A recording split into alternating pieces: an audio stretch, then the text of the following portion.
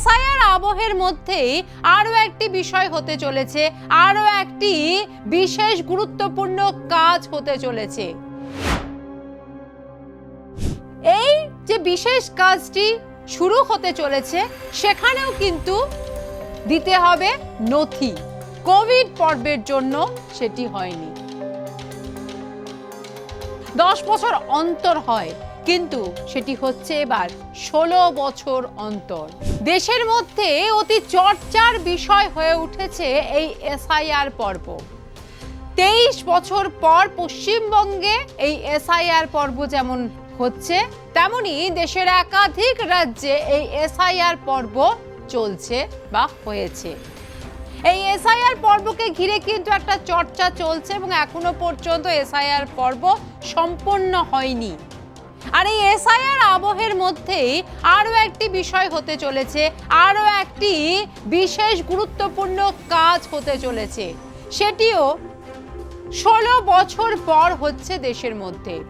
2011 সালে শেষ হয়েছিল, তারপর আর হয়নি। এই যে বিশেষ কাজটি শুরু হতে চলেছে সেখানেও কিন্তু দিতে হবে নথি।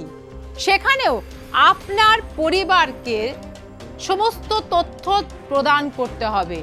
আপনার পরিবারে কতজন ব্যক্তি, তাদের প্রত্যেকের ডিটেলস দিতে হবে। এই পর্ব অত্যন্ত গুরুত্বপূর্ণ। এটিও সংবিধান অনুযায়ী অত্যন্ত গুরুত্বপূর্ণ একটি বিষয়।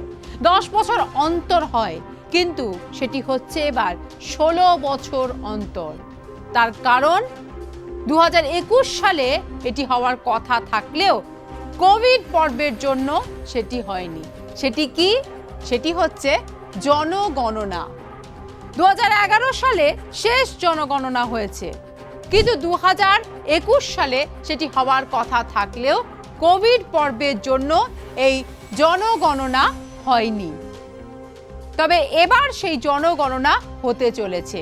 1 এপ্রিল থেকেই শুরু হচ্ছে এই জনগণনার প্রক্রিয়াটি। এই জনগণনা নিয়ে কেন্দ্রীয় সরকার 2025 সালের জুলাই মাসেই ঘোষণা করেছিল যে এবার জনগণনা হবে। আমরা জানি 2023 সাল অনুযায়ী যে রিপোর্ট, সেই রিপোর্ট অনুযায়ী যেটা জানি যে ভারতবর্ষের জনসংখ্যা এখনো 147 কোটিরও বেশি। সেই জনসংখ্যা কত দাঁড়িয়েছে সেটিরই কিন্তু গণনা শুরু হবে। এই যে জনগণনা শুরু হবে 2027 সাল সেন্সাস বা জনগণনা। দুটি পর্যায়ে এই জনগণনা হবে। প্রথম পর্যায় হবে কবে?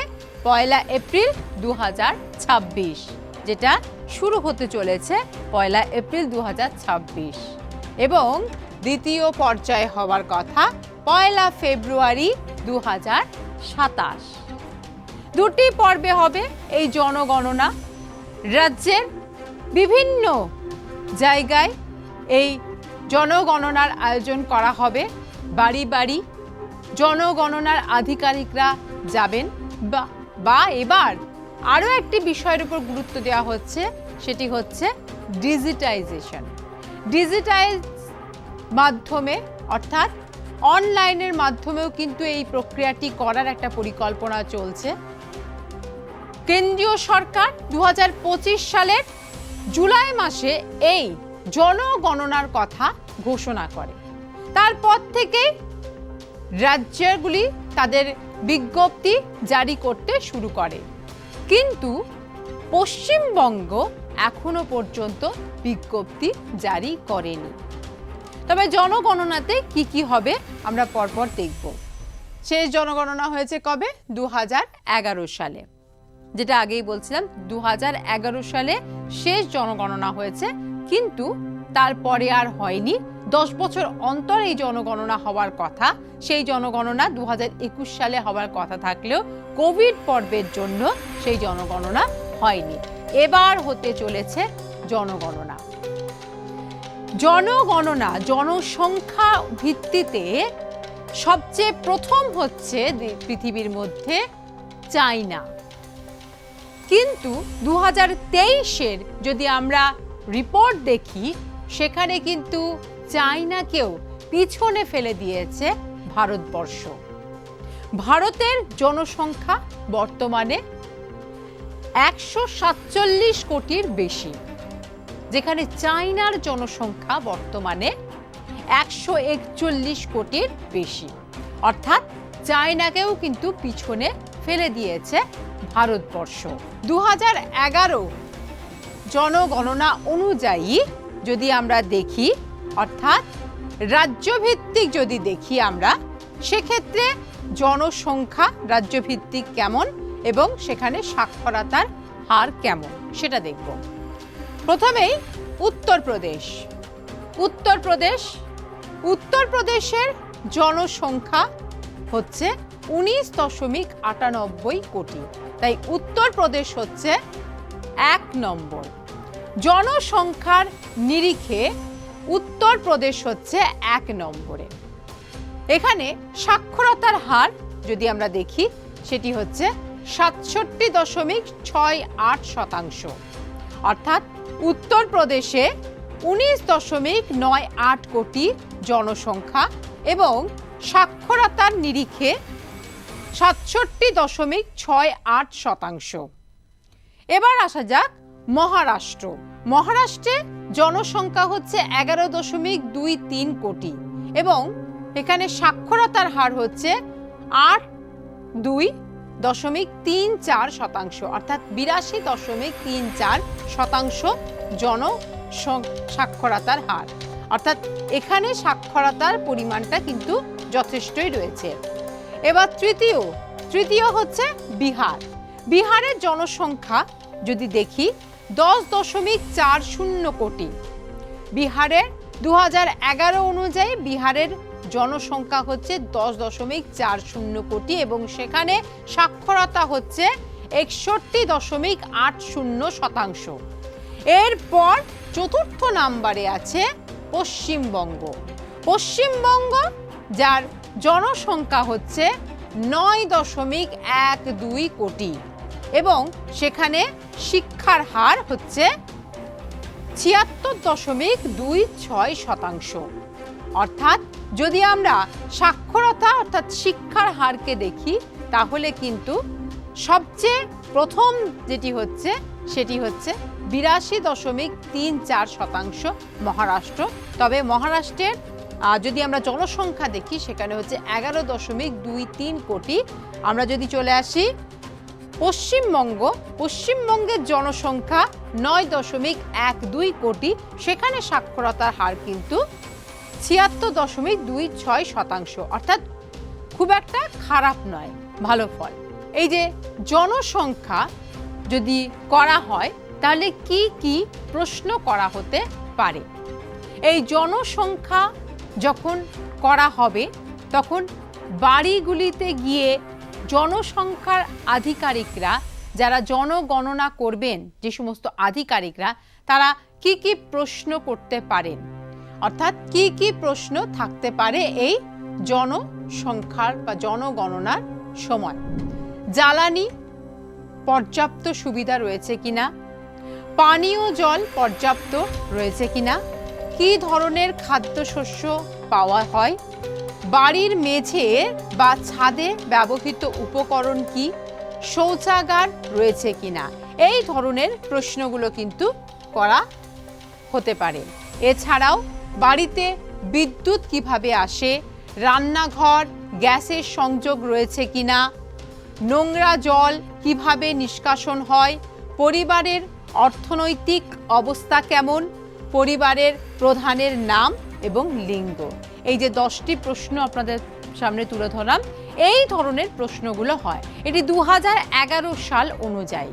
তবে 2026 সাল থেকে যে জনগণনা শুরু হচ্ছে, অর্থাৎ 2027 সালে যেটি শেষ হচ্ছে, সেই জনগণনাতে কি ধরনের প্রশ্ন করা হবে এখনো পর্যন্ত কিন্তু জানা যায়নি। তবে এই ধরনের প্রশ্নগুলো কিন্তু 2011 সাল অনুযায়ী জানা গেছে।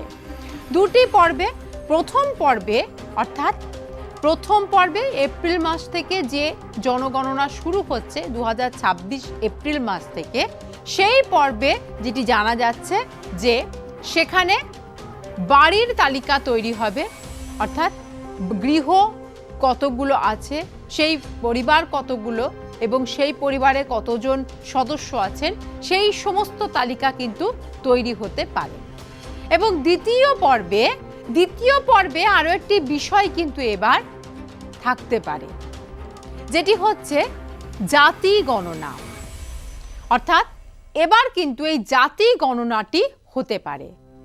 বিগত 100 বছরের জনগণনাতে কিন্তু এই জাতি গণনা হয়নি, তবে এবার কিন্তু এই জাতি গণনা হতে পারে এমনটা কিন্তু জানা যাচ্ছে। তবে জাতি গণনা দ্বিতীয় পর্যায়ে হতে পারে, প্রথম পর্বে কিন্তু জাতি গণনা হবে না। পাশাপাশি যেটা আরও জানা যাচ্ছে যে এই যে জনগণনা প্রথম পর্বে যারা পরিবারের যিনি প্রধান, তিনি আপডেট সমস্ত কিছু একটি অনলাইনের মাধ্যমেও তাকে দিতে হতে পারে, তার পরিবারে কতজন সদস্য আছে, তাদের বয়স কত এবং কত ইনকাম, এই সমস্ত বিষয়কে ঘিরে একটি অনলাইনের মাধ্যমে ফর্ম ফিল আপ করতে হতে পারে, এমনটা কিন্তু জানা যাচ্ছে। অর্থাৎ জনগণনা শুরু হবার পরেই কিন্তু বোঝা যাবে যে কতটা অনলাইন করতে হবে, কতটা অফলাইনে হবে এবং সেই সমস্ত বিষয়গুলি কিভাবে মেটানো হবে। এবং এই যে দ্বিতীয় পর্যায়ে জাতি গণনা, সেই জাতি গণনাটাই বা কিভাবে হবে সেটিও কিন্তু এবার বোঝা যাবে।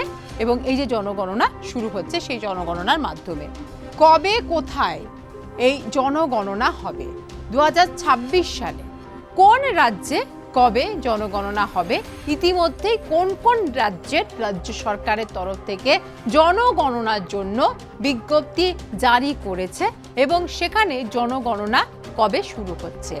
আমরা যদি দেখি, প্রথমেই নয়াদিল্লি এপ্রিলের দ্বিতীয়ার্ধে, অর্থাৎ এপ্রিল মাসের দ্বিতীয় সপ্তাহের পর থেকেই কিন্তু এই জনগণনা শুরু হতে পারে।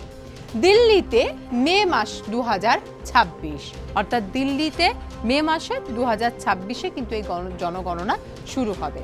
মণিপুর সেপ্টেম্বর 2026 এবং মণিপুর 2026-এর সেপ্টেম্বরে। এছাড়া পশ্চিমবঙ্গ সেপ্টেম্বরের আগে শেষ করতে হবে এমনটা কিন্তু পশ্চিমবঙ্গের ক্ষেত্রে বলা হচ্ছে। তার কারণ 2026-এর যে জনগণনা, যেটা সময় লিমিট বলা হয়েছে, সেটি এপ্রিলের প্রথম সপ্তাহ থেকে, অর্থাৎ 1 এপ্রিল থেকে এটি শুরু হয়ে যাচ্ছে এবং সেটি 30 সেপ্টেম্বর পর্যন্ত চলবে। তাই পশ্চিমবঙ্গের ক্ষেত্রে সেপ্টেম্বরের মধ্যেই শেষ করতে হবে। কিন্তু পশ্চিমবঙ্গের বিষয়টি যেটি হচ্ছে যে পশ্চিমবঙ্গে এখন ভোট আবহ চলছে, এসআইআর পর্ব চলছে এবং এখনো পর্যন্ত পশ্চিমবঙ্গের রাজ্যের সরকার এই জনগণনাকে কেন্দ্র করে বিজ্ঞপ্তি জারি করেনি। কবে বিজ্ঞপ্তি জারি করবে সেদিকে কিন্তু নজর রয়েছে জনগণনা আধিকারিকদের এবং তারা বলেছেন যে যেটি এটি সেপ্টেম্বরেও শুরু করে পশ্চিমবঙ্গ, তাহলে কিন্তু সেপ্টেম্বরে 30 দিনের মধ্যে এটি সম্পন্ন হবে। তাই অপেক্ষায় রয়েছেন, তার কারণ এখানে একটি এসআইআর পর্ব চলছে এবং সেই এসআইআর পর্ব এখনও সমাপ্ত হয়নি। ভোট ঘোষণা হয়েছে পশ্চিমবঙ্গে এবং সেই ভোট 23 এপ্রিল ও 29 এপ্রিল, এই দুটি পর্যায়ে এপ্রিল মাসের ভোট হবে এবং পাশাপাশি সেই ভোট গণনা হচ্ছে 4 মে এবং তারপরে যদি রাজ্য সরকার, নতুনভাবে রাজ্য সরকার গঠিত হবে এবং সেই রাজ্য সরকার অবশ্যই এই জনগণনার জন্য বিজ্ঞপ্তি জারি করবে, এমনটা কিন্তু মনে করছেন জনগণনার আধিকারিকেরা। এবং তাই পশ্চিমবঙ্গের একটাই বিষয় যে সেপ্টেম্বরের আগে শেষ করতে হবে পশ্চিমবঙ্গের। লাদাখে এই জনগণনা সেপ্টেম্বর 2026-এ হবে। আমরা দেখি জম্মু কাশ্মীরে সেপ্টেম্বর 2026-এ হবে এই জনগণনা।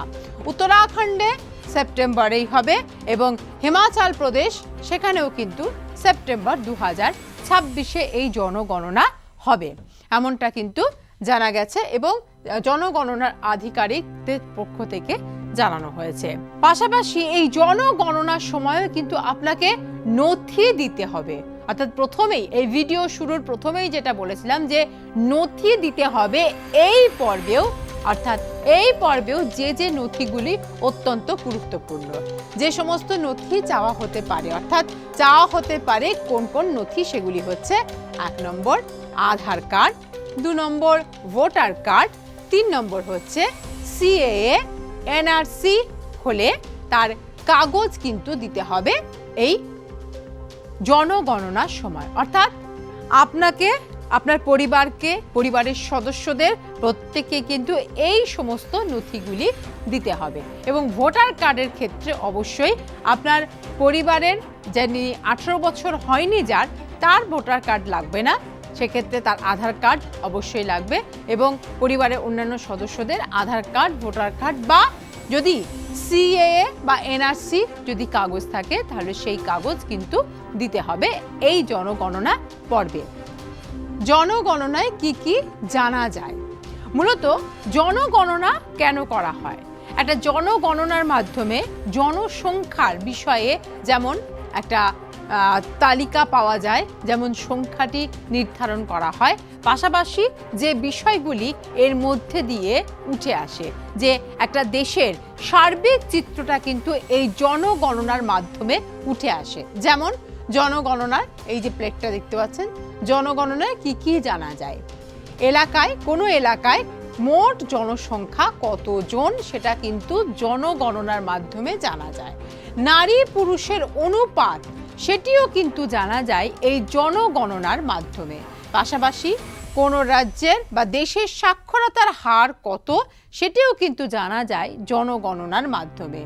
4 নম্বর শিক্ষার স্তর, অর্থাৎ সাক্ষরতার হার কতটা, শিক্ষার স্তর কতটা, কতটা পর্যন্ত এখানে পড়াশোনার ডেভেলপমেন্ট হয়েছে, কতটা মানুষ শিক্ষিত সেটাও কিন্তু জানা যায় এই জনগণনার মাধ্যমে। ধর্ম, ভাষা সমস্ত কিছুই কিন্তু জানা যায় এই জনগণনার মাধ্যমে। পরিবারের সদস্য সংখ্যা কত, একটি পরিবারের সদস্য সংখ্যা কত থাকে সেটিও কিন্তু জানা যায় এই জনগণনার মাধ্যমে। অর্থাৎ জনগণনা এই সকল বিষয়গুলি কিন্তু পরিষ্কার করে দেবে একটা দেশ সম্পর্কে, সেই দেশে কতগুলি ধর্মাবলম্বী মানুষ থাকে এবং পাশাপাশি সেই দেশে কত ভাষার মানুষ থাকে, সেই দেশে কত ধর্মের মানুষ থাকে, শিক্ষার স্তর কতটা, সাক্ষরতার স্তর কতটা, নারী পুরুষের অনুপাত কতটা এবং জনসংখ্যা কতটা সেই দেশের, সেটি কিন্তু পরিষ্কার হয়ে যায় এই জনসংখ্যার মাধ্যমে। পরিষ্কার হয়ে যাচ্ছে বেশ কিছু বিষয়। কিন্তু কোনো রাজ্যে যদি জনগণনা না হয় তাহলে কি হবে? যদি কোনো রাজ্যে জনগণনার জন্য রাজ্য সরকার বিজ্ঞপ্তি জারি না করে, যদি রাজ্য সরকার যদি এই জনগণনার সম্পর্কিত সমস্ত তথ্য না নেয় এবং পাশাপাশি নোডাল অফিসার বা জনগণনার জন্য আধিকারিক নিয়োগ না করে, কর্মী নিয়োগ না করে, তাহলে সেই রাজ্যের কি হবে? পশ্চিমবঙ্গ সরকার এখনো পর্যন্ত এই জনগণনার জন্য বিজ্ঞপ্তি জারি করেনি। তাহলে এই পশ্চিমবঙ্গ সরকারের এখনো যেহেতু সময় আছে এবং যেহেতু ভোট চলছে, তাই হয়তো ভোটের আবহে বা এসআইআর এর আবহে এখনো পর্যন্ত পশ্চিমবঙ্গের রাজ্যের সরকার এই জনগণনাকে কেন্দ্র করে বিজ্ঞপ্তি জারি করেননি। কিন্তু আধিকারিকরা, অর্থাৎ জনগণনার আধিকারিকরা মনে করছেন সেপ্টেম্বরেও যদি এটি নিয়ে বিজ্ঞপ্তি ঘোষিত হয় বা সেপ্টেম্বরেও যদি এটি শুরু হয় কাজ, তাহলেও কিন্তু 30 দিনের মধ্যে কাজ হয়ে যাবে। কিন্তু এমন কিছু রাজ্য আছে যেখানে অতীতে জনগণনা হতে পারেনি। যেমন ব্যাঘাত ঘটেছিল অতীতে 1981 সালে হিংসার জন্য অসমে জনগণনা হয়নি। 1981 সালে হিংসার জন্য অসমে জনগণনা হয়নি। আর 1991 সালে অশান্তির জন্য জম্মু কাশ্মীরেও কিন্তু জনগণনা হয়নি। অর্থাৎ 1981 এবং 1991 এই দুটি সালে দেখা গেছে 10 বছর অন্তর যখন জনগণনা হয়েছিল তেমন, অর্থাৎ 1981 সালে যখন জনগণনা হয়েছিল তখন অসমে হয়নি জনগণনা, এবং তার ঠিক 10 বছর পরে 1991 সালে যখন জনগণনা হয়েছিল তখনও কিন্তু জম্মু কাশ্মীরে অশান্তির জন্য জনগণনা হয়নি। এই দুটি রাজ্যে জনগণনা হয়নি। যখন 1981 সালে হয়েছিল তখন জনগণনা হয়নি অসমে, এবং 1991 সালে যখন হয়েছিল জনগণনা তখন জনগণনা হয়নি জম্মু কাশ্মীরে। অশান্তির কারণেই কিন্তু এই জনগণনা হয়নি। এই জনগণনা না হলে সেই রাজ্যের উপর কিন্তু প্রভাব পড়ে, সেই রাজ্যের অনেক কিছু থেকে বঞ্চিত হতে পারে। জনগণনা না হলেও একটা অঙ্ক কষে সেই রাজ্যের জনসংখ্যার নিরিখে একটা ধারণা করা হয়, কিন্তু সেই অঙ্ক যদি সঠিক না হয় তাহলে কিন্তু সেই রাজ্যের উপর, রাজ্যের নাগরিকদের উপর তার প্রভাব পড়ে, এমনটা কিন্তু মনে করছেন বিশেষজ্ঞ মহল। তার কারণ যদি জনগণনা না হয় তাহলে সেক্ষেত্রে কেন্দ্রীয় যে প্রকল্পের অনুদানগুলো থাকে সেই অনুদান থেকেও কিন্তু বঞ্চিত হয় সেই রাজ্য। পাশাপাশি আরও বিভিন্ন ক্ষেত্রেও কিন্তু প্রভাব পড়তে পারে, এবং এই জন্যই কিন্তু জনগণনা যখন কেন্দ্রীয় সরকার ঘোষণা করে এবং সেই জনগণনার বিষয়টি যখন রাজ্যগুলিকে জানানো হয় তখন রাজ্যভিত্তিক বিজ্ঞপ্তি জারি করা হয়।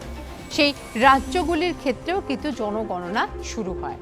জনগণনার উপর নির্ভর করে দেশের একটি বৈচিত্র্য, জনগণনার উপর নির্ভর করে দেশের জনসংখ্যা এবং সেই দেশের শিক্ষার হার, সমস্ত বিষয়টি কিন্তু এই জনগণনার উপর নির্ভর করে। তাই সেই জনগণনা শুরু হতে চলেছে 1 এপ্রিল 2026 থেকে, যেটি চলবে 2027 ফেব্রুয়ারির মাসেও। দুটি পর্যায়ে সেই জনগণনা হবে এবং সেই দুটি পর্যায়ের জনগণনার পর সেই আসল তথ্যগুলো উঠে আসবে। একটি দেশের স্বাভাবিক চিত্রটি পরিষ্কার হবে। সেই দেশের জনসংখ্যা কত, নরনারীর অনুপাত কত, পাশাপাশি শিক্ষার হার কত, সেই দেশে কত রকম ধর্মের, কত রকম ভাষার মানুষ আছে, সমস্ত কিছুই কিন্তু সামনে আসবে। 2027 সালেও সেই জনগণনা হলেও সেই ফল কবে প্রকাশিত হবে সেটা এখনো পর্যন্ত জানা যায়নি, কিন্তু অতীত যদি আমরা দেখি তাহলে কিন্তু সেই 2011 সালে যখন জনগণনা হয়েছিল তখন সেই জনগণনার ফল 2013 সালে প্রকাশিত হয়েছিল। তাই যে জনগণনা শুরু হচ্ছে সেই জনগণনা শেষ হওয়ার পরে ফল প্রকাশের অবশ্যই অপেক্ষায় থাকবে মানুষ।